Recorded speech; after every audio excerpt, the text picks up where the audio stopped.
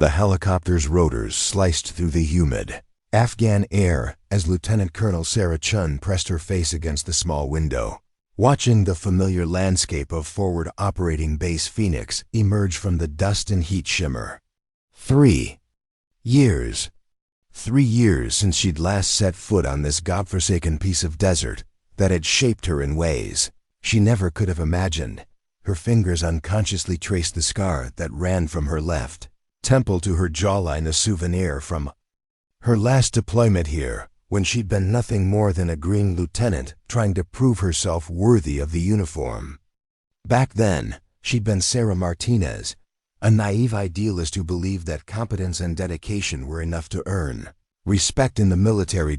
How wrong she'd been. The helicopter touched down with a jarring thud, and Sarah gathered her gear. Through the settling dust, she could see the base personnel lined up in formation, waiting to greet their new commanding officer. Her stomach tightened as she scanned the faces, looking for one in particular. There, he was. Colonel James Hartwell stood at attention, his weathered face a mask of professional composure. Even from this distance, she could see the slight tick in his jaw, the same one that had appeared every time he'd dressed her down in front of her peers, every time he'd questioned her decisions, every time he'd made it crystal clear that she didn't belong here. Sarah stepped off the helicopter, her boots hitting the tarmac with authority she'd never possessed as a lieutenant. The wind from the rotors whipped her dark hair around her face, but she kept her expression neutral as she approached the formation. Attention! The base sergeant major's voice boomed across the landing zone. Every soldier snapped to perfect attention, including Hartwell. Sarah savored the moment, the first time in her military career that James Hartwell was required to salute her. She walked the line slowly, her eyes meeting each soldier's briefly before moving on. When she reached Hartwell, she stopped. Up close, she could see the shock in his pale blue eyes, quickly masked by years of military discipline. His salt and pepper beard was more salt than she remembered, and new lines creased the corners of his eyes. "Colonel Hartwell," she said, her voice carrying clearly across the formation, "I believe you have a briefing prepared for me." His salute was perfect, textbook precise. "Yes, ma'am." "Welcome to FOB Phoenix, Colonel Chen." The use of her married name, her ex-husband's name that she'd kept for professional reasons, seemed to stick in his throat. Good, let him struggle with it. "At ease," she commanded the formation, then turned back to Hartwell. "Shall we proceed?" "To my office?" The emphasis wasn't lost on him. His jaw tightened almost imperceptibly. "Of course, ma'am. Right this way." As they walked toward the command building, Sarah's mind flashed back to her last conversation with Hartwell 3 years ago. She'd been lying in a field hospital, half her face bandaged, her left arm in a sling from shrapnel wounds. He'd stood at the foot of her bed, his expression cold and disapproving. "This is what happens when you try to be something you're not, Martinez," he'd said. "You nearly got your entire squad killed with your reckless heroics. Maybe now you'll finally understand that some people just aren't cut out for combat leadership." She'd been too drugged and too devastated by the loss of 2 of her soldiers to respond. But his words had burned themselves into her memory, fueling 3 years of determination, advanced training, and a promotion track that had surprised everyone, including herself. Now, as they entered the command building, she remembered all too well. Sarah felt a surge of satisfaction. The same hallways that had once echoed with Hartwell's criticisms of her would now carry her orders. "The briefing room is this way," Hartwell said, his voice carefully neutral. Sarah followed him into the familiar space where she'd endured countless meetings as a junior officer, always aware of Hartwell's disapproving glare whenever she spoke up. The room looked exactly the same long table, same maps on the walls, same smell of coffee and stress. "Coffee, ma'am?" Hartwell asked, moving toward the pot in the corner. "Black," she replied, settling into the chair at the head of the table, his former chair.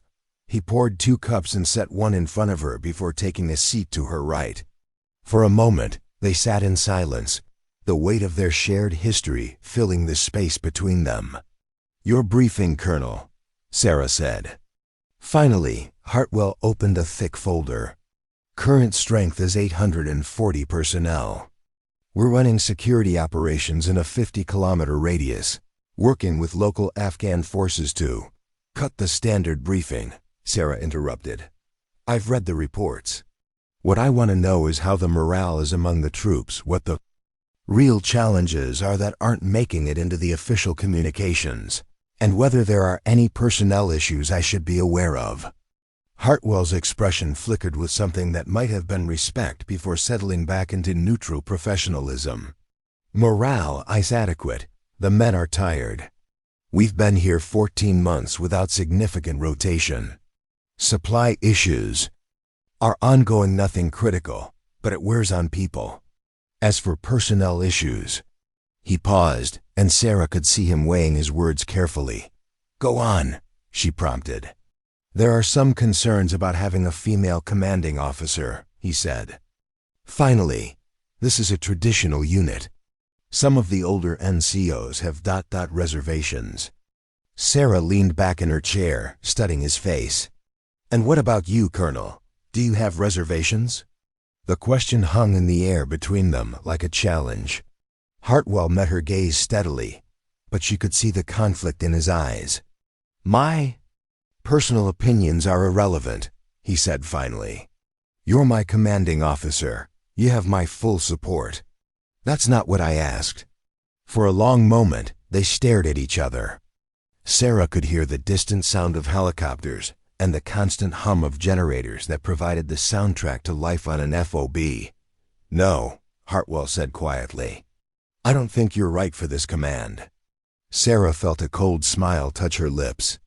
At least he was honest. Double quotes. "Thank you for your candor, Colonel. Now, since we're being honest with each other, let me be clear about something. I didn't request this assignment. I was selected for it by people who believe I'm the right person for the job. Whether you agree with that assessment or not is irrelevant. What matters is whether you can do your job as my executive officer and support my command. Can you do that?" Hartwell's jaw worked silently for a moment. "Yes, ma'am." "Good, because if you can't, I'll have you transferred before the end of the week. Are we clear?" "Crystal clear, ma'am." Sarah stood, signaling the end of the meeting. "I want to walk to the base, meet the key personnel. You'll accompany me?" "Of course, ma'am." As they left the briefing room, Sarah caught sight of her reflection in the dark window. The woman looking back at her bore little resemblance to the uncertain lieutenant who had left this place 3 years ago. That woman had been broken by Hartwell's constant criticism and the tragedy that had ended her first deployment. This woman had been forged by that experience into something harder, stronger, more determined. James Hartwell was about to learn just how much she had changed. What do you think will happen next? Share your predictions in the comments below, and don't forget to subscribe for more thrilling stories.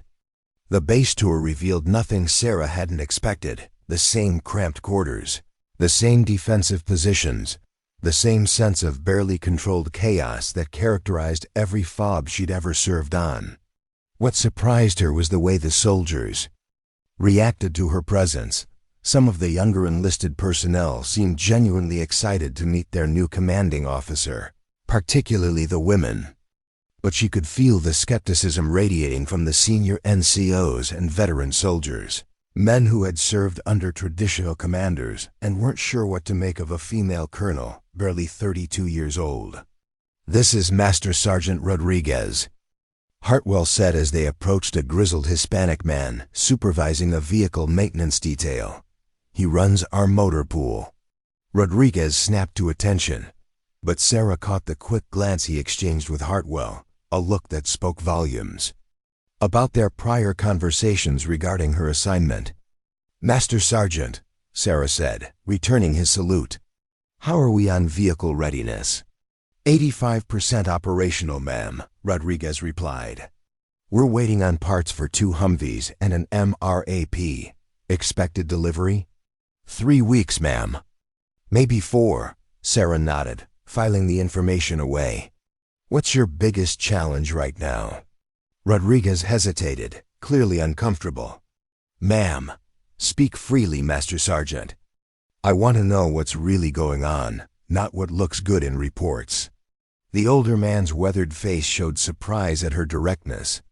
Well, ma'am, the biggest problem is that we're cannibalizing parts from one vehicle to keep others running. It's not sustainable long term. Show me. For the next hour, Rodriguez walked her through the motor pool, explaining the jerry-rigged solutions his mechanics had devised to keep their fleet operational. Sarah asked detailed questions, taking notes, and gradually she saw the Master Sergeant's suspicious reserve begin to crack. You know vehicles, ma'am, he said finally, a note of approval in his voice. I spent 2 years as a maintenance platoon. Leader, Sarah replied. Learn that if you don't understand the logistical backbone, you can't effectively command. Another quick glance at Hartwell, this one less skeptical. They continued the tour, visiting the communications center, the medical facility, and the defensive positions around the base perimeter.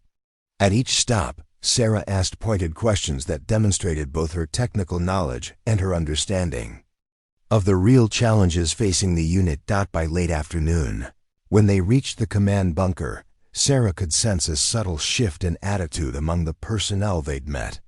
She was still the outsider, still the unknown quantity, but she was no longer automatically dismissed. The briefing for tomorrow's patrol is at 0600, Hartwell said as they reviewed the operational schedule. Alpha Company is taking point, with local Afghan forces providing support. What's the mission? Standard security patrol. Intelligence suggests possible Taliban movement in Sector 7, but nothing concrete. Sarah studied the map, noting the terrain and likely ambush points. Who's commanding Alpha Company? Captain Morrison. Good officer, solid combat record. I want to meet him tonight. And I want to review the patrol plan personally. Hartwell's expression tightened slightly. Ma'am, with respect, micromanaging company-level operations isn't that, Colonel? Sarah's voice carried a warning edge. Isn't that appropriate? Isn't necessary? Or isn't that what you would do? It's not standard practice for a base commander to review every patrol plan, Hartwell said carefully. Maybe that's been part of the problem. Sarah turned away from the map to face him directly. When I was a lieutenant here, how many patrol plans did you review personally? Hartwell's face flushed slightly. That was different. You were inexperienced. I was inexperienced. And you were right to watch me closely. But instead of mentoring me, you undermined me. You questioned every decision I made in front of my soldiers, criticized my judgment, and made it clear that you thought I was a liability. Lieutenant Martinez, Colonel Chen, Sarah corrected sharply, and we're not done with this conversation. She walked to the window overlooking the base, watching soldiers move between buildings in the fading light. Do you remember what you said to me in the hospital? The silence stretched between them. When Hartwell spoke, his voice was quiet. I remember. You said I wasn't cut out for combat leadership. That I'd nearly gotten my squad killed with my reckless heroics. Sarah turned back to face him. Do you still believe that? Hartwell's pale eyes met hers, and for a moment she saw something flicker there, uncertainty, perhaps even regret. You made tactical errors that put your people at risk. Yes, I did. I was young, inexperienced, and trying too hard to prove myself. But instead of teaching me, you tore me down. Instead of helping me learn from my mistakes, you made sure everyone knew you thought I was incompetent. That wasn't my intention, wasn't it? Sarah stepped closer, her voice dropping to barely above a whisper. You didn't want women combat roles. You made that clear from my first day here. I was a symbol of everything you thought was wrong with the modern military, and you were determined to prove it. Hartwell's jaw tightened, but he didn't deny it. Here's what you need to understand, Colonel, Sarah continued. I'm not that uncertain lieutenant anymore. I've commanded a company. In Iraq, served as a staff officer at the Pentagon, and completed every advanced course the Army offers. I've earned my rank in this command. Whether you like it or not, whether you agree with it or not, I'm your commanding officer. The question is, are you going to continue fighting the last war, or are you going to help me win this one? For a long moment, they stared at each other in the growing darkness. Finally, Hartwell nodded slowly. I'll have Captain Morrison report to your office at 1900 hours, he said. Thank you. Sarah moved toward the door, then paused. And Colonel, tomorrow morning, I'm going out with Alpha Company. Ma'am, I'm not asking for your opinion. I'm telling you what's going to happen.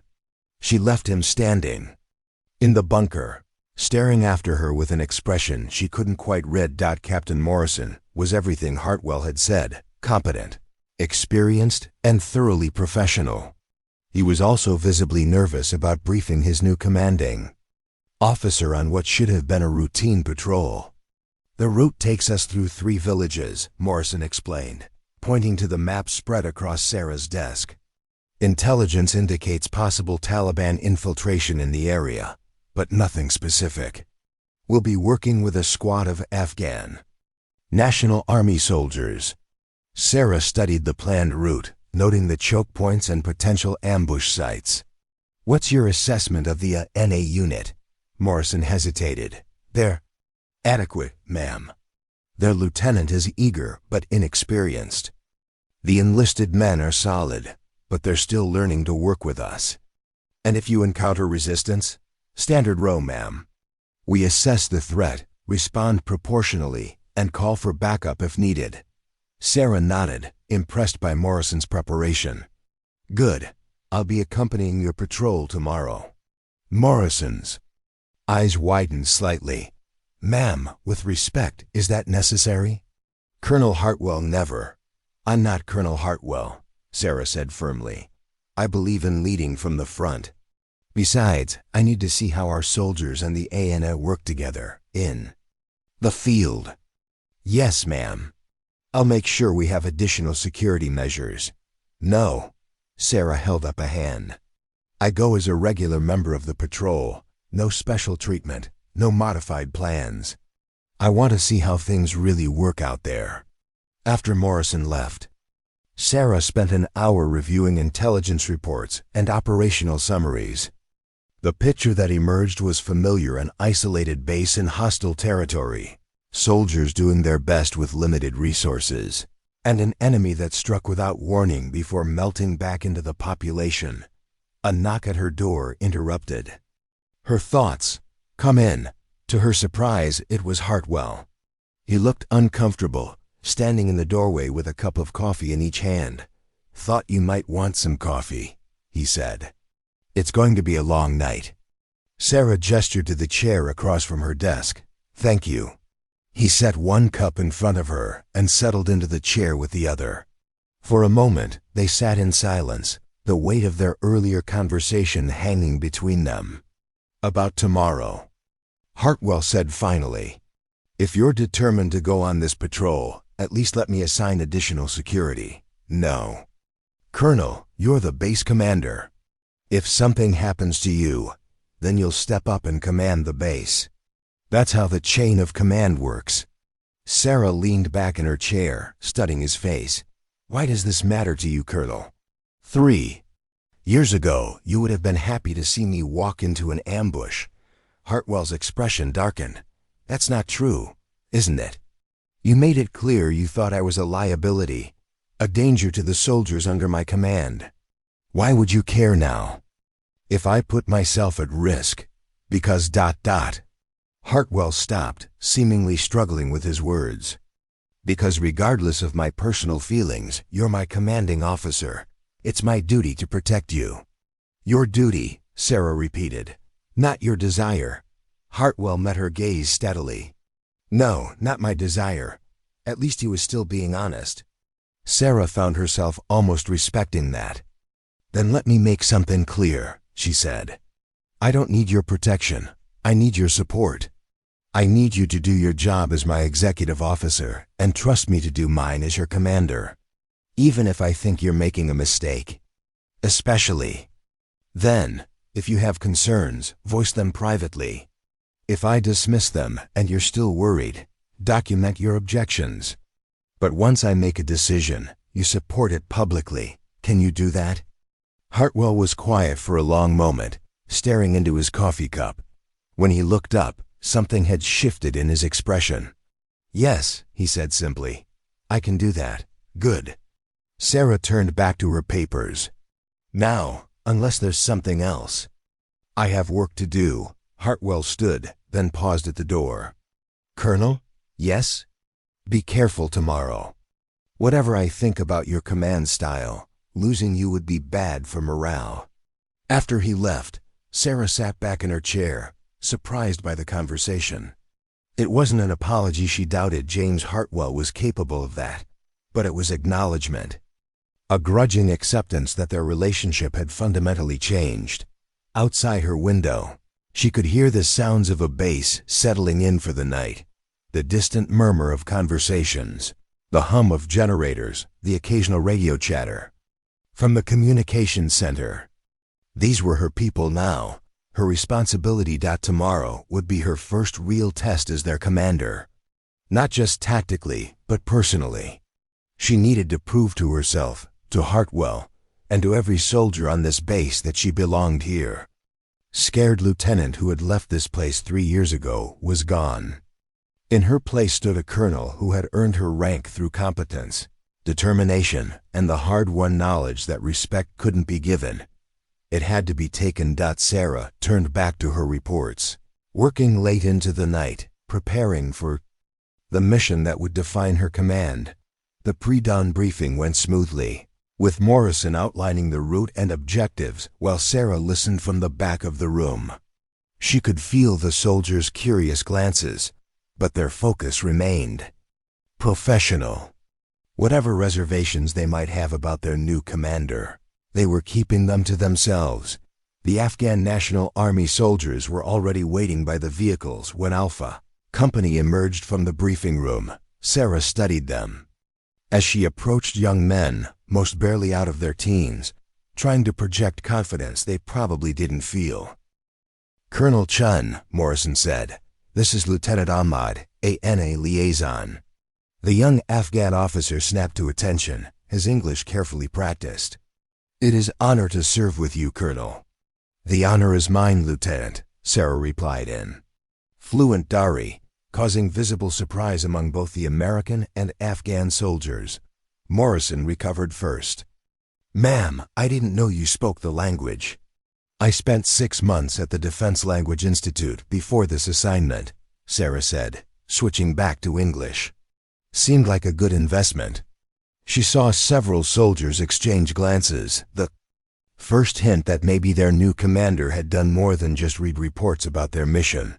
The patrol consisted of 4 vehicles, 2 Humvees and 2 MRAPs, with Sarah riding in the second Humvee alongside Morrison and his radio operator. The route would take them through 3 villages, along a road that had seen its share of IED attacks and ambushes. For the first hour, everything went according to plan. They made their scheduled stops, conducted liaison meetings with village elders, and observed no signs of hostile activity. Sarah found herself settling into the familiar rhythm of a combat patrol, the constant scanning for threats, the radio chatter, the hyper-awareness that had kept her alive. Through 2 previous deployments. It was at the 3rd village that things went wrong. They had just finished meeting with the local elder and were preparing to move to their next checkpoint when the first shot rang out. The crack of a rifle echoed across the dusty village square, followed immediately by Morrison's voice on the radio. Contact, contact, sniper fire from the northeast building. Sarah dropped to one knee behind the Humvee, her M4 rifle already in her hands. Around her, soldiers moved with practiced efficiency, taking cover and returning fire toward the suspected sniper position. Alpha 2, can you get eyes on the shooter? Morrison called over the radio. Negative, Alpha 1, too much. Dust and smoke. More shots rang out, this time from multiple positions. Sarah could hear the distinctive crack of a K-47 fire mixed with the deeper boom of a PKM machine gun. This wasn't a lone sniper, it was a coordinated ambush. Alpha 1, this is base. Hartwell's voice crackled through the radio. We're monitoring. Your situation. QRF is standing by. Base, Alpha 1. We have multiple shooters. Estimated squad size force. ANA element is taking heavy fire. Sarah looked across the square and saw Lieutenant Ahmad's soldiers pinned down behind a low wall, unable to move forward or retreat. One of them was clearly wounded, calling out in Dari for help. Morrison, Sarah called. The ANA soldiers are trapped. We need to get them out of there. Morrison nodded, already thinking tactically. Third squad, lay down suppressing fire on those buildings. First squad, with me. We're going to extract the ANA. I'm coming with you, Sarah said. Morrison's eyes widened. Ma'am, with respect, that's not a request, Captain. Before Morrison could object further, Sarah was moving, sprinting across the open ground toward the trapped Afghan soldiers. She could hear bullets whining past her head, kicking up dust at her feet. But she kept running. She reached the wall and dropped down beside Lieutenant Ahmed, who was trying to apply pressure to a wounded soldier's leg while directing his men's. Return fire. How bad?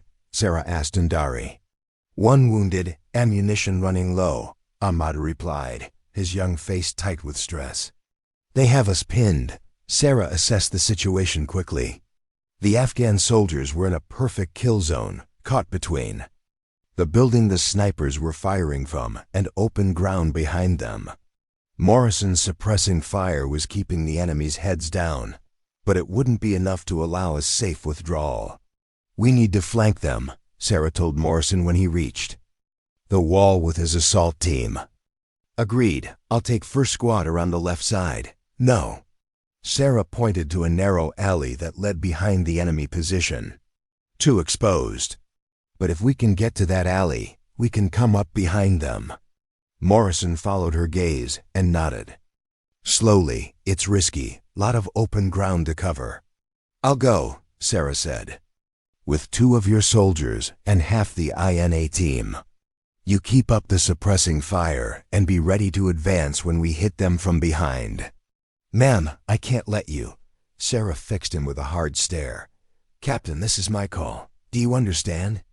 Morrison hesitated for a fraction of a second, then nodded. Yes, ma'am. Sarah turned to Lieutenant Ahmad. Can your 3 best soldiers come with me? The young officer's eyes showed surprise, then determination. Yes, Colonel, we will follow you.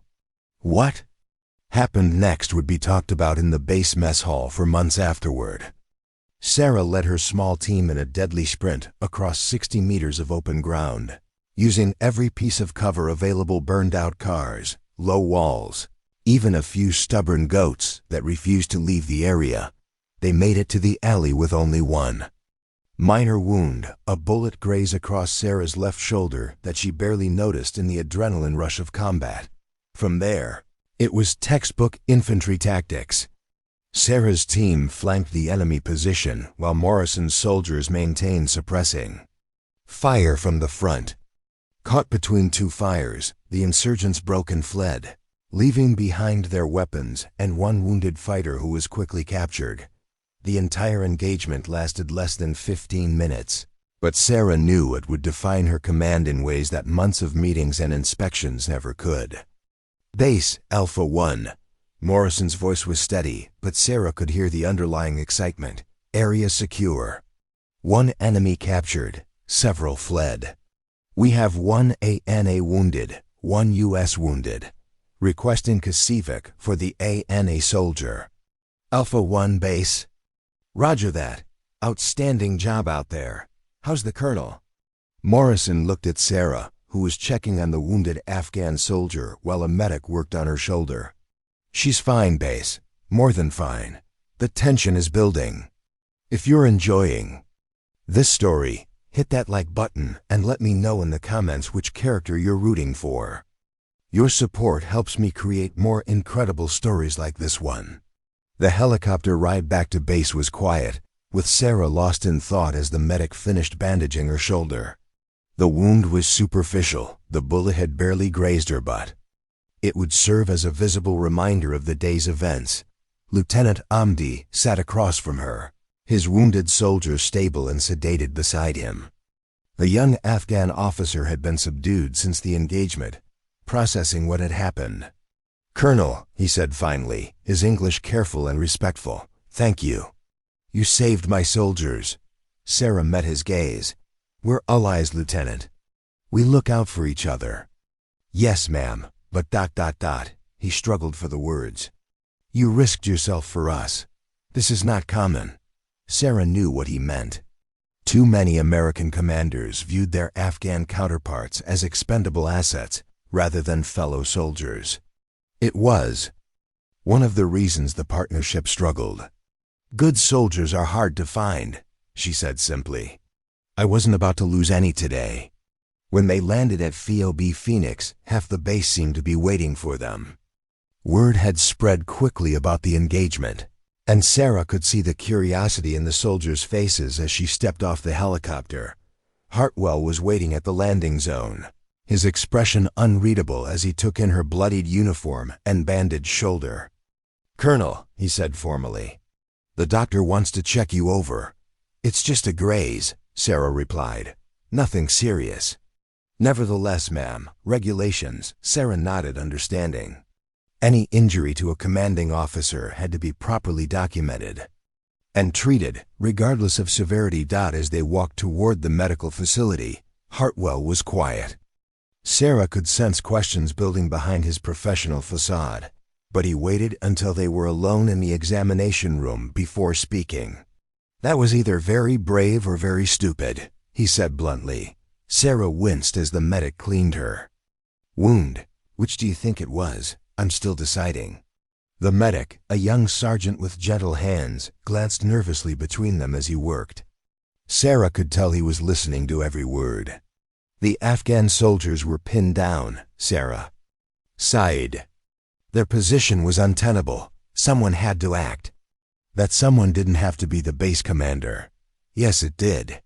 Sarah met Hartwell's gaze steadily. These soldiers needed to see that their new commander wouldn't ask them to do anything she wouldn't do herself. The NA needed to know that we consider them partners, not expendable assets. Hartwell was quiet while the medic finished his work. When they were alone, he spoke again. "You could have been killed. So could Morrison. So could any of the soldiers. Under my command. That's the nature of this job, Colonel. But if you're killed, then you take command and carry on the mission. That's also the nature of this job." Hartwell shook his head slowly. "You're not the same person who left here 3 years ago." "No," Sarah agreed. "I'm not." She stood to leave, then paused. "There's something else you need to understand, Colonel. 3 years ago, you were right about one thing. I was trying to prove myself. I was making decisions based on what I thought would make me look brave or competent, not what was tactically sound." Hartwell raised an eyebrow but said nothing. "Today wasn't about proving anything," Sarah continued. "It was about doing what needed to be done to complete the mission and protect my soldiers. There's a difference." As she left the medical facility, Sarah was surprised to find a small crowd of soldiers waiting outside. They snapped to attention as she appeared, but she could see something in their faces that hadn't been there that morning. A new awareness, a grudging respect. "As you were," she said, but she took a moment to look each of them in the eye as she passed. Word spread quickly through the base. By evening chow, everyone knew that their new commanding officer had led a flanking maneuver under fire to rescue trapped Afghan soldiers.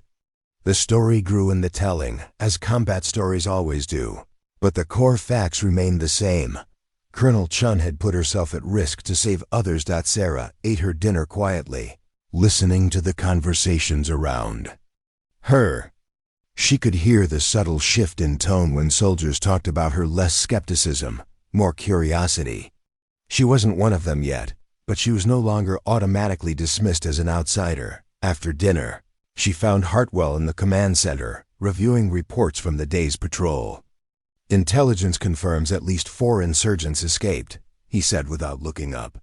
"The one we captured isn't talking yet." "He will," Sarah said. "Eventually." Hartwell glanced at her bandaged shoulder. "How's the arm?" "Fine, just a scratch." "Uh-huh." Hartwell's tone was skeptical. "The medic said you barely flinched when he cleaned it out." Sarah shrugged with her good shoulder. "Pain is temporary. Scars are permanent reminders." She touched the scar on her face unconsciously, and Hartwell's eyes followed the gesture. For a moment, something flickered in his expression. What might have been regret or recognition? "About that," he said quietly. "About what happened before. It's in the past, Colonel," Sarah cut him off. "What matters now is moving forward." But Hartwell wasn't ready to let it go. "No, it's not in the past." "Not completely." He stood up, facing her directly. "You're right that I didn't want women in combat roles.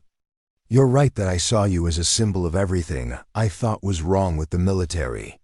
Sarah waited, surprised by his honesty. "But you're also right that I failed you as a senior officer," Hartwell continued. "Instead of mentoring you, I undermined you.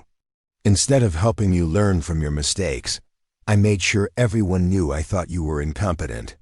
That wasn't leadership, it was prejudice disguised as professional judgment." The admission hung in the air between them.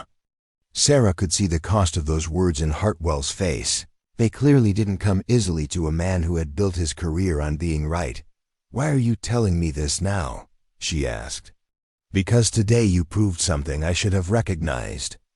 3 years ago, Hartwell said. "You have what it takes to lead soldiers in combat. Not despite being a woman, not because you're trying to prove something, but because you're a good officer who makes sound tactical decisions under pressure." Sarah felt something tight in her chest begin to loosen, a knot of anger and resentment. She'd carried for 3 years. "Thank you," she said simply. Hartwell nodded once, then returned to his reports. "Tomorrow's patrol briefing is at 0600. Alpha Company again, different sector. I'll be there. Will you be going on this one too?" Sarah considered the question. "No, today was about establishing credibility. Tomorrow needs to be about letting my officers do their jobs." "Good." Hartwell looked up from his papers. "That's the right call." As Sarah headed to her quarters, she reflected on the day's events. The engagement itself had been relatively minor, a small unit action that would merit only a brief mention in the base's operational log. But its significance went far beyond the tactical level. Today, she had stopped being Lieutenant Martinez, the uncertain young officer who had left this base in failure and disgrace. Today, she had fully become Colonel Chen, a commander who had earned her soldiers' respect through competence and courage. And perhaps most importantly, today James Hartwell had finally seen her as she truly was, not a symbol to be resented or a problem to be managed, but a fellow soldier worthy of his respect. The transformation was complete. Now the real work could begin. The next 3 weeks established a rhythm that was both familiar and entirely new. Sarah threw herself into the work of commanding FOB Phoenix, spending her days reviewing operations, meeting with Afghan officials, and getting to know her soldiers on an individual level. The change in attitude was gradual but unmistakable. Conversations didn't stop when she entered the room anymore. Soldiers began approaching her with genuine questions and concerns, rather than formal, scripted responses. Most tellingly, the constant background tension that had characterized her first days on base had largely disappeared. Hartwell had proven as good as his word. In public, he supported her decisions without reservation, even when she could tell he disagreed with them. In private, he offered honest assessments and pushed back when he thought she was making mistakes, but always respectfully and always with the understanding that the final decision was hers. It was during one of their evening briefings that the first real crisis of her command emerged. Intelligence has identified a high-value target in Sector 12, Hartwell said, spreading photos across her desk. Taliban Commander Omar Rashid. He's been coordinating attacks against coalition forces for the past 6 months. Sarah studied. The photo surveillance images showing a bearded man in his 40s moving between safe houses in a nearby village. What's the intelligence source? Sarah asked. Human intelligence from Afghan sources. They've been reliable in the past, but ... Hartwell hesitated. But the timing is suspicious. This information came through just as we've been making progress with the village elders in that area. Some of our sources think it might be a setup. Sarah leaned back in her chair, weighing the information. A high-value target like Rashid would be a significant win for their mission, but walking into a trap would be catastrophic. What does Morrison think? He's eager to go. His soldiers have been taking casualties from IEDs that intelligence traces back to Rashid's network. They want payback. Sarah understood the sentiment, but revenge was a poor basis for tactical planning. And the NA? Lieutenant Ahmadi thinks it's legitimate. His sources confirm Rashid's presence in the area. What's your assessment? Hartwell was quiet for a moment, clearly weighing his words. Tactically, it's a sound operation. We have good intelligence on the target building, clear infiltration and exfiltration routes, and adequate force protection. But strategically ... quotes he shook his head. Something feels off. Sarah appreciated his honesty. 3 weeks ago, he would have either pushed his preferred course of action or remained silent if he disagreed with hers. Now he was genuinely sharing his professional judgment. Walk me through the operation plan, she said. They spent the next hour reviewing every detail approach routes, fire support plans, contingencies for various scenarios. The plan itself was solid, but Sarah found herself sharing Hartwell's unease about the timing. I want to talk to the source personally, she finally decided. Hartwell raised an eyebrow. Ma'am, that's not standard protocol.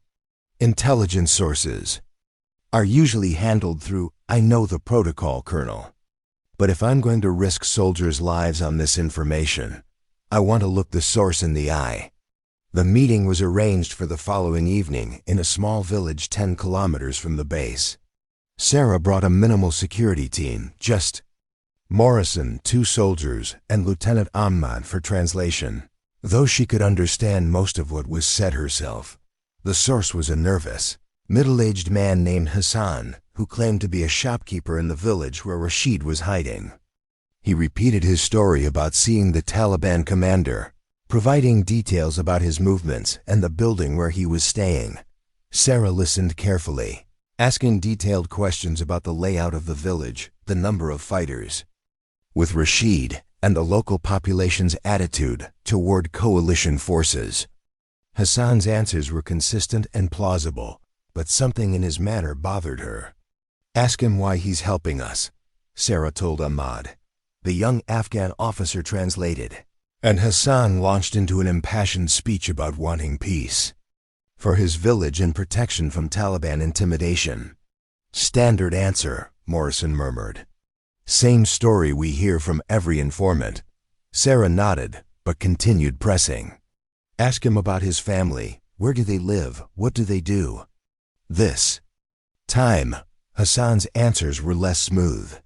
He hesitated, corrected himself, and gave details that didn't quite add up. When Sarah asked about his shop, what he sold, who his customers were, his responses became even more evasive. Thank him for his information, Sarah told Ahmad finally. Tell him we'll be in touch. On the drive back to base, Morrison was enthusiastic. About the operation, we can hit them tomorrow night, ma'am. Get in fast, grab Rashid, and be out before they know what happened. But Sarah remained troubled. Something's not right about that source. What do you mean? His story doesn't hold together. The details about his shop, his family situation, none of it rings true. Maybe he's just nervous, Morrison suggested. Dealing with Americans makes a lot of these people uncomfortable. Maybe. Sarah wasn't convinced. Back at base, she called Hartwell into her office and shared her concerns. "So what are you thinking?" he asked. "I'm thinking we need to verify this intelligence through other sources before we commit to the operation." Hartwell nodded slowly. "That will take time. Maybe several days. I'd rather be cautious than dead." Morrison's not going to like it. His soldiers are champing at the bit for some payback. Sarah understood the frustration, but command meant making unpopular decisions when necessary.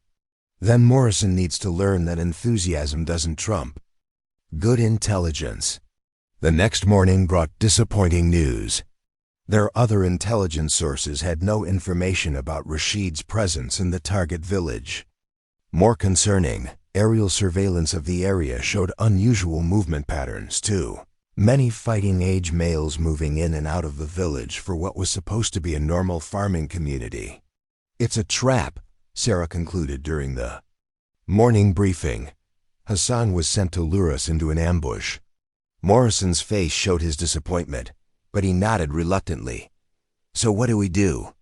"We turn the tables," Sarah said. "If they want to set a trap, let's give them one." The plan she outlined was elegant in its simplicity. They would appear to take the bait, staging an obvious rehearsal of the planned operation where Hassan's people could observe it.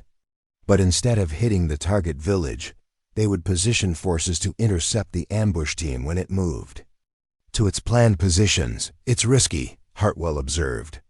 "If we're wrong about this being the setup, then we'll have wasted some time and effort," Sarah finished. "But if we're right, we'll bag a significant number of insurgents and send a message that coalition forces aren't easy targets." The operation unfolded exactly as Sarah had predicted. Hassan's network observed their obvious preparations and moved to set up their ambush. But instead of walking into a trap, Sarah's forces were waiting for them. The engagement was brief and decisive. 8 insurgents were captured, including 2 mid-level Taliban commanders, and a significant weapons cache was seized. More importantly, the villages in that sector saw clear evidence that coalition forces were tactically superior and strategically cunning. "Outstanding work, ma'am," Morrison said as they reviewed the results. "I'm sorry I doubted your instincts." "Don't apologize for being aggressive, Captain," Sarah replied. "That's what makes you a good combat leader. Just remember that aggression without intelligence is just violence." That evening, Sarah found Hartwell in the command center, updating their operational reports. "Higher headquarters is very pleased with today's results," he said. "The brigade commander specifically mentioned your tactical innovation." "It was a team effort," Sarah said. "Morrison's enthusiasm, your strategic thinking, Lieutenant Martinez's cultural insights, everyone contributed." Hartwell looked up from his computer. "You're deflecting credit again. I'm acknowledging reality. No commander succeeds alone." "True, but not every commander recognizes that." Hartwell saved his work and turned to face her. "You've changed how this base operates, you know. Not just tactically, but culturally." Sarah raised an eyebrow. "How so?" 3 weeks ago, our default response to intelligence like Hassan's would have been to launch the operation immediately. Hit hard, hit fast. Sort out the details later. Classic American military thinking. And now? Now we think before we act. We question sources, verify intelligence, and consider alternatives. We're operating more like a counterinsurgency force and less like a conventional army unit." Sarah nodded. It was exactly the kind of adaptation she'd hoped to achieve. "The soldiers are responding well to it," Hartwell continued. "They feel smarter, more professional. Like they're using their brains as well as their weapons. Good, because that's what it's going to take to win this kind of war." Hartwell was quiet for a moment, then said something that surprised her. "I owe you an apology." "For what?" 3 years ago, for everything." He met her gaze steadily. You were a green lieutenant trying to figure out how to be a good officer, and instead of helping you, I made it harder. I let my personal prejudices override my professional judgment, and that was wrong." Sarah felt the last of her old anger finally dissipate. "Thank you for saying that. I'm saying it because it's true, and because you've proven yourself to be exactly the kind of officer this base needed." Hartwell stood up. "I'm proud to serve under your command, Colonel Chen." As he left the command center, Sarah reflected on how far they had both come. The bitter, resentful lieutenant who had left this base 3 years ago was gone, replaced by a confident commander who had earned her position through competence and courage. And the rigid, prejudiced colonel who had made her life miserable had evolved into a supportive executive officer who valued results over preconceptions. Outside, she could hear the familiar sounds of a base at night sentries calling challenges, and passwords, generators humming, the distant sound of soldiers talking quietly in their quarters. These were her people now, and they trusted her to lead them. It was a responsibility she no longer feared. The attack came at 0347 hours on a moonless Thursday morning, 3 weeks after the successful counter-ambush operation. Sarah was jerked awake by the distinctive whistle of incoming mortar rounds, followed immediately by the bone-shaking explosions as they impacted around the base perimeter. She was out of her bunk and into her body armor before the siren finished wailing. Outside her quarters, she could see the orange glow of fires burning near the motor pool and hear the steady rattle of small arms fire from multiple directions. Colonel Specialist Jenkins, her aide, appeared at her door. "Colonel Hartwell requests your immediate presence in the command bunker." Sarah grabbed her weapon and helmet, following Jenkins through the controlled chaos of a base under attack. Soldiers were moving to defensive positions with practiced efficiency, but she could see the tension in their faces. This was more than the usual harassment fire. This was a coordinated assault. The command bunker was a hive of activity when she arrived. Hartwell stood over the radio, coordinating defensive fires, while staff officers monitored various communication channels. "Situation report," Sarah demanded as she entered. "Simultaneous attacks on 3 sides of the perimeter," Hartwell replied without looking up from the tactical display. "Estimated company size force, mixed small arms and indirect fire. They've breached the outer wire in Sector 4.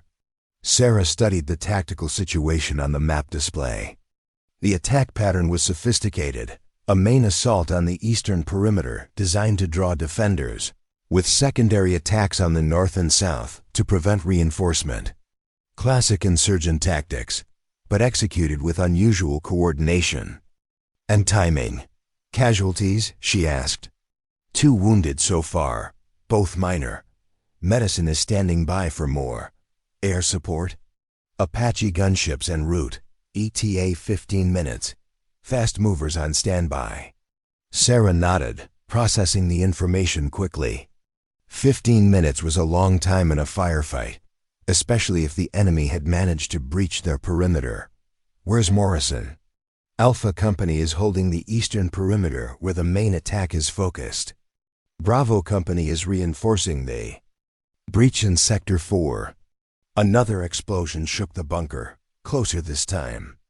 Through the communications chatter, Sarah could hear Morrison's voice coordinating his company's defense.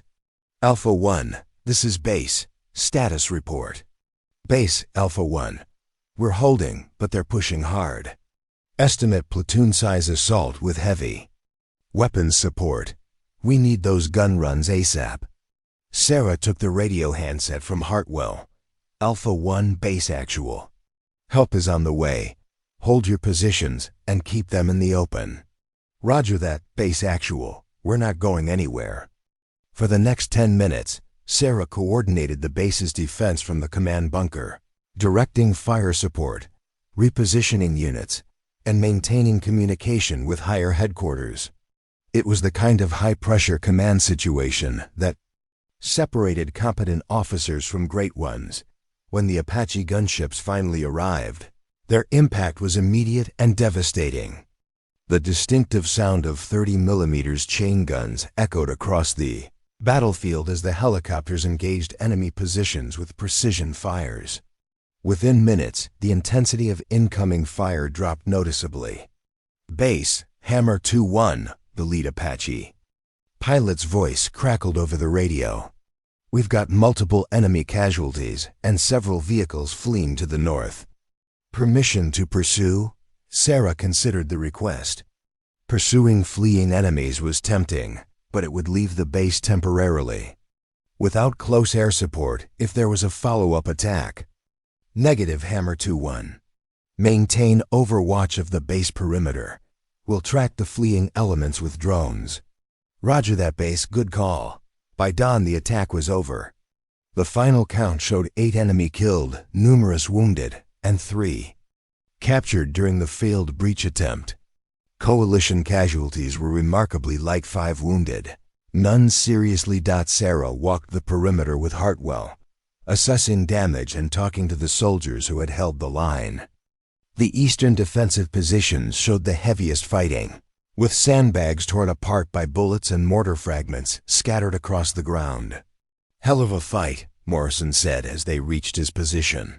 His uniform was dirty and torn, and there was a bandage over a small cut on his forehead, but his spirits were high. "The boys did good, ma'am. Real good." Sarah looked around at Morrison's soldiers. They were tired and dirty, but she could see pride in their faces. They had been tested and proven themselves. "Outstanding work, all of you," she told them. "You held the line when it mattered most." One of the younger soldiers, a private first class named Williams, spoke up. "Ma'am, it helped knowing you were back there coordinating everything. Made us feel like someone knew what they were doing." Sarah smiled at the backhanded compliment. "Just remember, Private, you're the ones who did the fighting. Command just points you in the right direction." As they continued their inspection, Hartwell walked beside her quietly. Finally, he spoke. "That was textbook command and control," he said. "You stayed calm, made good decisions, and trusted your subordinates to do their jobs. Exactly what a base commander should do during an attack. As opposed to what? As opposed to what I probably would have done 3 years ago. Tried to personally lead the counterattack and gotten in the way of the people actually doing the fighting." Sarah glanced at him. "Is that what you think I would have done as a lieutenant, honestly?" "Yes, you were always trying to prove you belonged in the fight. Today, you proved you belong in command." The compliment meant more to Sarah than she expected. Coming from Hartwell, it represented a complete reversal of his opinion about her capabilities. That afternoon brought an unexpected visitor. A helicopter landed carrying Brigadier General Patricia Hayes, the brigade commander. Sarah had met General Hayes briefly during her change of command ceremony, but this was clearly more than a social visit. "Colonel Chen," General Hayes said as she stepped off the helicopter. "I came to personally assess the situation after last night's attack. Thank you for coming, ma'am. We're honored to have you here." General Hayes was a small woman with steel-gray hair and intelligent brown eyes that seemed to take in everything around her. She had commanded at every level from company to brigade and was known throughout the Army as a demanding but fair leader. The briefing Sarah gave was comprehensive but concise: enemy strength, tactics, casualties, and lessons learned. General Hayes listened without interruption, occasionally asking pointed questions that demonstrated her deep understanding of small unit tactics. "Your decision to keep the air support over the base instead of pursuing fleeing enemies was correct," she said finally. "Shows you understand that protecting your soldiers is more important than inflating enemy body counts. Thank you, ma'am. I also understand you've been making some innovative changes to how this base operates. Tell me about that." For the next hour, Sarah outlined the tactical and cultural changes she had implemented, the increased emphasis on intelligence verification, the improved partnership with Afghan forces, the focus on counterinsurgency rather than conventional operations. "Colonel Hartwell," General Hayes said, turning to Sarah's executive officer. "What's your assessment of these changes?" Hartwell straightened slightly. "Ma'am, Colonel Chun has transformed this base from a reactive force to a proactive one. We're thinking strategically instead of just responding tactically. The results speak for themselves." General Hayes nodded slowly. "I've been reviewing your operational reports. The intelligence operation that broke up the planned ambush was particularly impressive. Creative thinking combined with sound execution." "Thank you, ma'am. It was a team effort." "I'm sure it was. But someone had to make the decision to question the intelligence and develop an alternative plan. That's what commanders are for." As General Hayes prepared to leave, she pulled Sarah aside for a private conversation. "I want you to know that your assignment here wasn't accidental," she said quietly. "There were other officers who wanted this. Command, some with more conventional credentials. But you were selected specifically because we needed someone who could think differently about counterinsurgency operations." Sarah was surprised by the revelation. "I wasn't aware of that, ma'am." "The Army is changing, Colonel. We're fighting a different kind of war that requires different kinds of thinking. Officers like you, with your combination of combat experience, cultural awareness, and tactical innovation, represent the future of military leadership. I appreciate your confidence, ma'am." General Hayes smiled. "It's not confidence, Colonel. It's evidence. You've proven yourself here. Keep up the outstanding work." As the helicopter lifted off, Sarah felt a profound sense of satisfaction. Not just because her superior was pleased with her performance, but because she had finally, truly proven to herself that she belonged here. The scared, uncertain lieutenant who had left this base 3 years ago in failure and disgrace was gone. Forever. In her place stood a confident, competent colonel who had earned her command through courage, intelligence, and the hard-won respect of her soldiers. She had faced every test at tactical, strategic, and personal, and emerged stronger. The ghosts of her past failures had finally been laid to rest. 6 weeks later, Sarah stood in the same briefing room where she had endured countless humiliating critiques as a young lieutenant. But this time, she was the one conducting the meeting. And the atmosphere couldn't have been more different. "Intelligence indicates increased insurgent activity in the northern sectors," she told the assembled company commanders. "But instead of reactive patrolling, we're going to get ahead of them." She outlined a comprehensive operation that combined human intelligence, aerial surveillance, and coordinated ground operations across multiple sectors. It was the kind of complex, multifaceted plan that required precise timing and flawless execution. "Questions?" Sarah asked as she finished the briefing. Morrison raised his hand. "Ma'am, the timing on this is tight. If one element gets delayed, the whole operation could fall apart." "Good point, Captain. That's why we have contingency plans for every phase." Sarah turned to the map display. "Colonel Hartwell, brief the backup scenarios." Hartwell stepped forward and outlined the alternative plans they had developed for various contingencies. His presentation was thorough and professional, showing none of the barely concealed skepticism that had characterized his interactions with her just 2 months ago. "Any other questions?" Sarah asked. The room was quiet. These officers, some of whom had served under her predecessor for over a year now, looked to her with genuine confidence and respect. "All right then. Execution begins at 06:00 tomorrow. Make sure your soldiers understand that this isn't about body counts or dramatic firefights. This is about disrupting enemy operations and protecting the local population. Success is measured by what doesn't happen, not what does." As the officers filed out, Morrison approached her. "Ma'am, can I speak privately?" "Of course, Captain." When they were alone, Morrison's formal manner relaxed slightly. "I wanted to thank you for something." "Oh?" "When you first arrived, I thought you were going to be ... double quotes. He struggled for diplomatic words. "Well, different. A lot of us had concerns about serving under a female commander." Sarah waited for him to continue. But you've shown us that good leadership doesn't have a gender. You've made this unit better, more professional, more effective, more respected by our Afghan partners.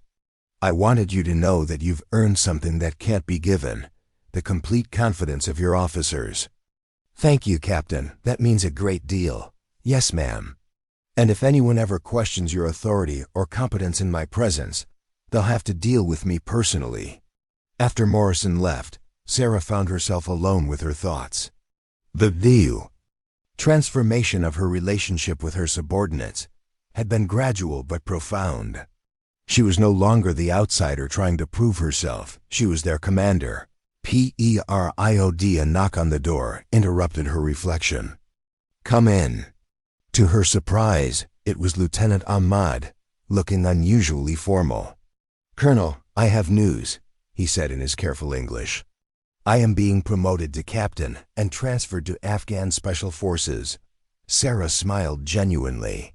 That's outstanding. Lieutenant, congratulations. Thank you, ma'am. But I wanted to say something before I leave. The young Afghan officer's expression grew serious.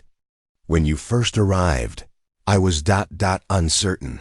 Many of my soldiers have had bad experiences with American commanders who see us as servants, not partners. Sarah nodded. The relationship between coalition and Afghan forces was often strained by mutual misunderstanding and cultural barriers. But you treated us as equals from the first day, Ahmed continued. When you risked yourself to save my soldiers, when you learned our language, when you listened to our advice, these things matter. You have made me a better officer. You were already a good officer, Captain. You just needed the opportunity to show it, perhaps. But I will carry the lessons you taught me to my new command. Other Afghan officers will learn from your example, even if they never meet you. After Ahmed left, Sarah walked to the window overlooking the base. The sun was setting behind the mountains, painting the sky in shades of orange and purple. Soldiers moved between buildings, going about their evening routines with the casual confidence of troops who knew their leadership was competent. Reflecting on your victories? Hartwell's voice came from behind her. Sarah turned to find him standing in the doorway, 2 cups of coffee in his hands. Reflecting on how far we've all come, she replied, accepting one of the cups. Hartwell joined her at the window. For a moment, they stood in comfortable silence, watching their soldiers. There's something I need to tell you, Hartwell said finally. Oh? I've been offered a position at the Pentagon. Strategic Planning Staff. It's a good assignment, career-enhancing. Sarah felt an unexpected pang of loss. Despite their difficult history, Hartwell had become an excellent executive officer and, surprisingly, something approaching a friend. When do you leave? 2 weeks. My replacement arrives next Monday for transition. You'll be missed, Sarah said, and meant it. Hartwell was quiet for a moment. 3 years ago, I would have said that this base needed a strong, experienced male commander to be effective. I would have been wrong. Would it have been? I was wrong, he corrected. This base needed exactly what you brought to it: fresh thinking, cultural awareness, and the courage to challenge conventional wisdom. The fact that you happen to be a woman is irrelevant. Sarah smiled. It took you a while to reach that conclusion. Yes, it did, and I'm not proud of that. Hartwell turned to face her directly. But I want you to know that serving under your command has made me a better officer. You've taught me that leadership comes in many forms, and the best commanders are often the ones who think differently than their peers. Thank you, James. That means more than you know. It was the first time she had used his first name, and both of them recognized the significance of the moment. There's something else, Hartwell continued. I've been asked to provide an assessment of your performance for your next evaluation. I wanted you to know that it will be the strongest recommendation I've ever written. I appreciate that. You should also know that there's talk at brigade level about your next assignment. Word is that you're being considered for battalion commander. Combat unit, not a support role. Sarah raised an eyebrow. Battalion command was a significant step up, leading anywhere from 400 to 800 soldiers in direct combat operations. It's just talk at this point, Hartwell continued. But your performance here has gotten attention at the highest levels. General Hayes speaks very highly of your tactical innovations and leadership style. We'll see what happens, Sarah said. Right now I'm focused on finishing strong here. Good attitude. But start thinking about what you want next, because you're going to have options that most officers only dream about. That night, Sarah lay in her bunk thinking about the future. 6 months ago, she had been a staff officer at the Pentagon. Competent but unremarkable, carrying the weight of her failures as a young lieutenant. Now she was a proven combat commander with a growing reputation for tactical innovation and effective leadership. The journey from that broken lieutenant to this confident colonel had been long and difficult, marked by self-doubt, intensive training, and the gradual rebuilding of her confidence. But every step had been necessary. Every lesson hard-earned. Tomorrow would bring new challenges, new opportunities to lead and be tested. But tonight, she could finally say with complete honesty that she had proven herself worthy of the uniform she wore and the trust her soldiers placed in her. The ghosts of her past had been conquered. The future was hers to shape. The call came at 0230 hours, jolting Sarah awake with the urgency that only midnight communications could convey. The voice on the secure phone belonged to General Hayes, and her tone was grim. Colonel Chen, we have a situation. A special forces team has been compromised 30 kilometers north of your position. They're pinned down with wounded and need immediate extraction. Sarah was instantly alert, her mind already processing tactical options. What's their situation, ma'am? 8-man team, 2 wounded, surrounded by an estimated company of insurgents. Their extraction point is compromised, and the terrain makes air rescue impossible until they can move to a more suitable LZ. What assets do I have available? Whatever you need. This is priority 1. We don't leave people behind. Understood, ma'am. I'll have a rescue plan within the hour. Sarah was dressed and in the command center within 5 minutes, where she found the night shift already assembling information. Hartwell arrived moments later, having been awakened by the same urgency that had summoned her. What do we know? He asked, studying the tactical display. Special Forces team conducting reconnaissance on insurgent movements.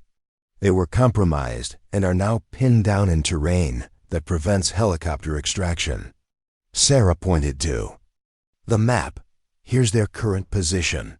The location was a nightmare for rescue operations. Rocky, mountainous terrain with limited access routes and excellent defensive positions for anyone trying to prevent a rescue. How do we get them out? Hartwell asked. Sarah studied the map intently, considering options. A direct assault would be costly and might result in the SF team being killed before rescue could arrive. Airstrikes were problematic because of the close proximity of friendly forces. A helicopter assault was impossible due to the terrain. We go in on foot, she decided. Fast and light, using the terrain to our advantage instead of fighting against it. That's a long movement in hostile territory, Hartwell pointed out.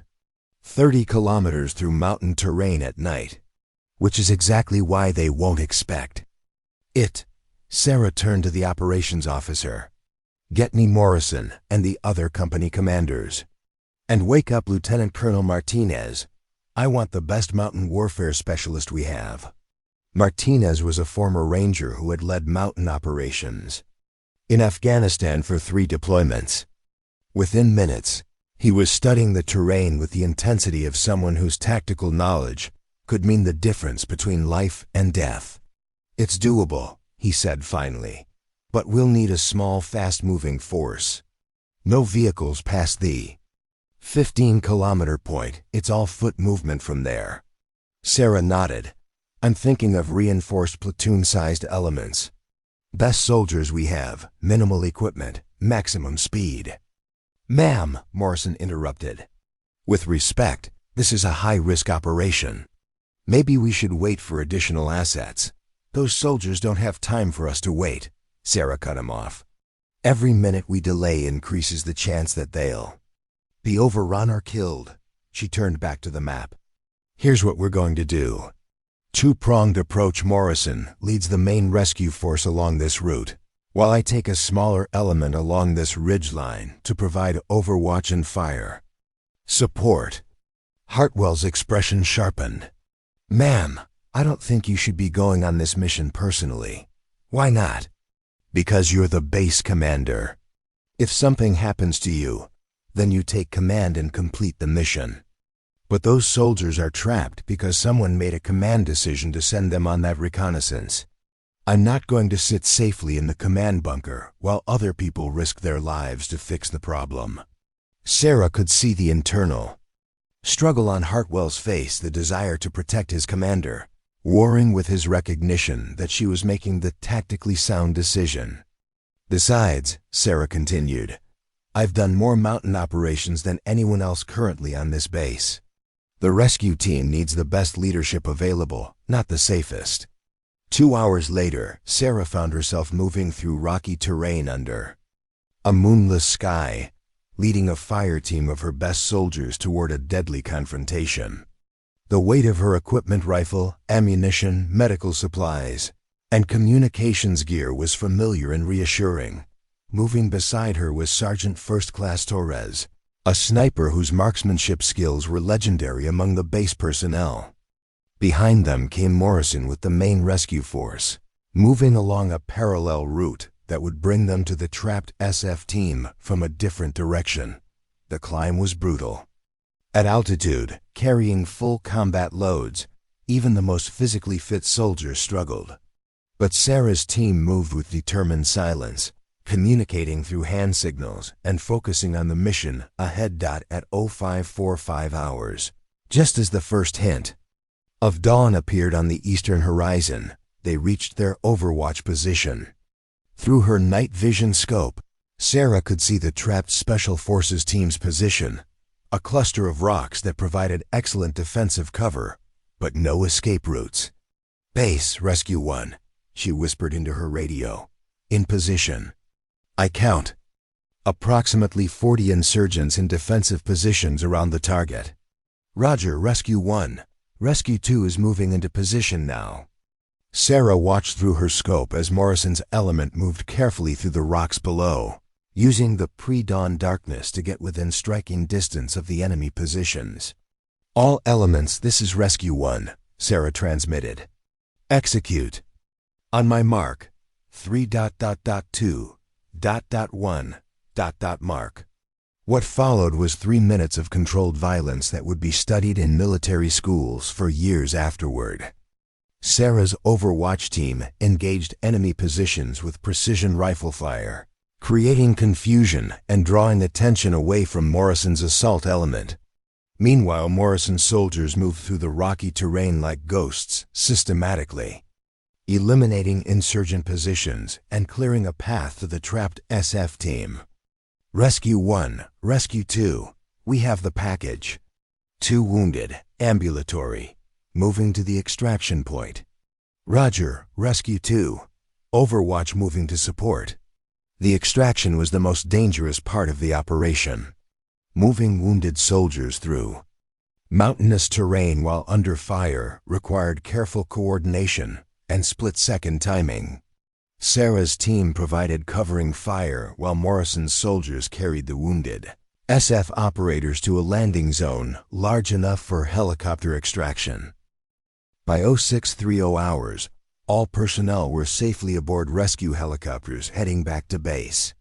The operation had taken less than 4 hours from initial planning to successful completion, with no additional casualties and all objectives achieved. Outstanding. Work out there. General Hayes' voice crackled over the radio as they flew back to base. Textbook planning and execution. As the helicopter settled onto the landing pad at Phobe Phoenix, Sarah felt a profound sense of completion. This operation represented everything she had learned about leadership, tactics, and the responsibility of command. She had personally led soldiers into combat, made life-or-death decisions under pressure, and brought everyone home safely. The rescued Special Forces team leader, a grizzled major with 20 years of experience, approached her as they unloaded. From the helicopter, "Colonel," he said, extending his hand, "my team owes you our lives. That was some of the finest small unit tactics I've ever seen. Just doing our job, Major.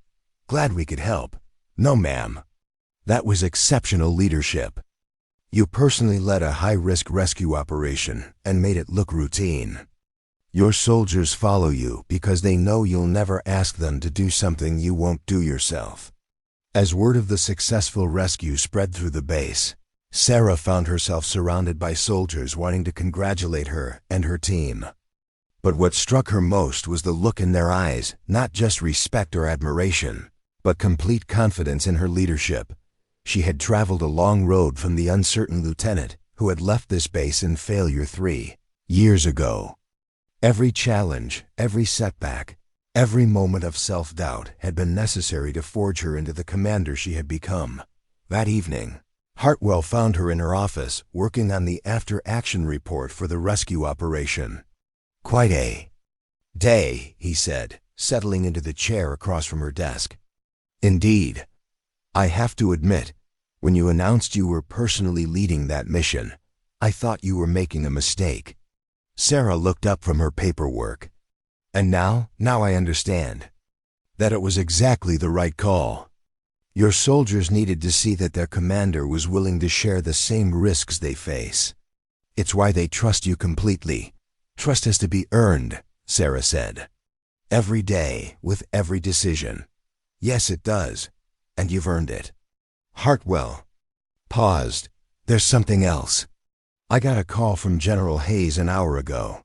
She wanted to discuss your next assignment." Sarah set down her pen, giving him her full attention. "It's confirmed," Hartwell continued. "You're being offered command of 2nd Battalion, 75th Ranger Regiment, Direct Action Combat Unit, based at Fort Benning." Sarah felt her heart skip a beat. Ranger Battalion Command was one of the most prestigious assignments in the Army Reserve, for the very best combat leaders. "It's an incredible opportunity," Hartwell said. "You'd be one of the youngest officers ever to command a Ranger Battalion and the first woman to hold that position. When would this happen? 6 months from now. Gives you time to finish your deployment here and transition your replacement." Sarah leaned back in her chair, processing the magnitude of the opportunity. Ranger Battalion Command would put her on track for brigade command and beyond, the very highest levels of military leadership. "There's no pressure to decide immediately," Hartwell said. "But General Hayes wanted you to know that the position is yours if you want it." "I appreciate that. For what it's worth," Hartwell added, "I think you'd be perfect for the 5